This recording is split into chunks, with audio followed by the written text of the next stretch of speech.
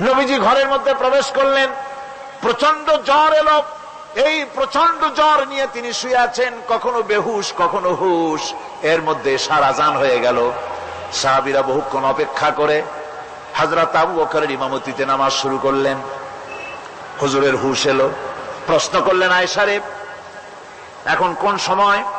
হযরত আয়েশা বলেন, ইয়া রাসূলুল্লাহ, মসজিদে নববীতে নামাজ শুরু হয়ে গেছে। সাহাবীরা অনেকক্ষণ অপেক্ষা করে আমার বাবার ইমামতিতে নামাজ পড়তেছে সবাই, কিন্তু সাহাবীরা কেঁদে কেঁদে নামাজের মধ্যেই কাঁদতে কাঁদতে অস্থির হয়ে যাচ্ছে।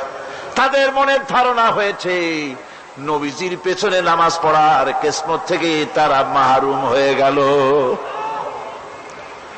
নবীজি বলেন, আয়েশা, দরজা খুলে দাও আর আমার মাথাটা একটু উঁচু করে ধরো, আমি একটু নামাজের দৃশ্যটা দেখি।